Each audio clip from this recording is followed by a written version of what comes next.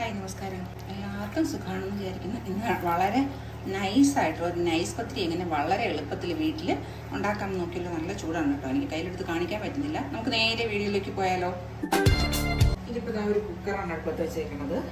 അതിലേക്ക് ഒരു കപ്പ് അരിക്ക് ഉള്ള പത്തിരിയാണ് ഉണ്ടാക്കുന്നത് കേട്ടോ.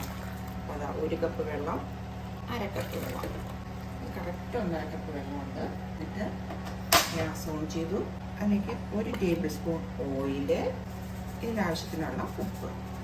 എന്നിട്ട് ഇത് നന്നായിട്ട് തിളയ്ക്കണം. ഞാൻ കുക്കറിൽ വെച്ചിട്ടാണ് ഈ പത്തിരിയിലെ പൊടി വാട്ടിയെടുക്കുന്നത് കേട്ടോ.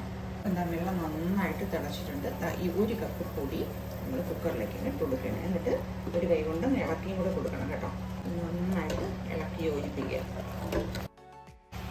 എന്നിട്ട് നമ്മുടെ കുക്കറൊന്ന് മൂടി വെച്ച് വെയിറ്റും ഇട്ടതിന് ശേഷം ഗ്യാസ് ഓഫ് ചെയ്ത് കൊടുക്കാം.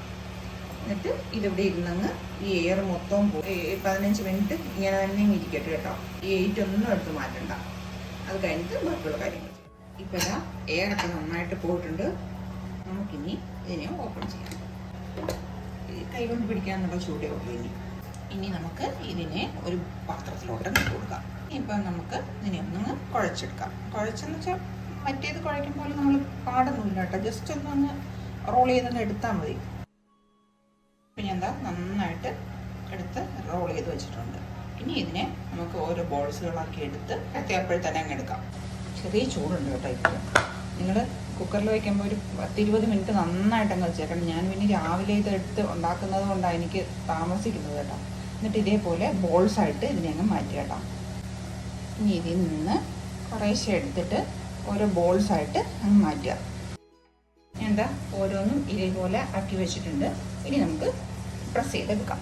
നൈസ് പത്തിരി നൈസായിട്ട്, ഇനി ഇതിൽ കൂടുതൽ നൈസാവാനായിട്ട് പറ്റില്ല കേട്ടോ. അടുത്തത് ഞാൻ കാണിച്ചു തരാം. ഇങ്ങനെ വെക്കുക. ഞാൻ എല്ലാം പരത്തി എടുത്ത് വെച്ചിട്ടുണ്ട് കണ്ടോ. നല്ല തീരെ നൈസായിട്ട് തിന്നായിട്ട് ഒട്ടും കട്ടിയില്ല. നമ്മൾ പിടിച്ചാൽ തന്നെ കാണുമ്പോൾ അറിയാമല്ലോ. ഒരു പാൻ എടുപ്പത്ത് വെച്ചിട്ടുണ്ട്. അതിലേക്ക് നന്നായിട്ട് ചൂടായി കിടക്കും കേട്ടോ. എടുത്താൽ ഞാൻ തോന്നുന്നു വെച്ചിട്ടുണ്ട്. ഇനി നമ്മൾ ചപ്പാത്തിയൊക്കെ ചുട്ടെടുക്കും പോലെ തന്നെ നമുക്ക് ചുട്ടെടുക്കാം. ഇനി എക്സസ് പൊടി ഉണ്ടെങ്കിൽ ഒന്ന് തട്ടി കളഞ്ഞിട്ട് ചെയ്യണം കേട്ടോ. അപ്പോൾ ഇങ്ങനെ പൊടി വീഴത്തില്ല. പൊടി വീണ് കഴിഞ്ഞാൽ ചിലപ്പം കരിഞ്ഞു പോകും.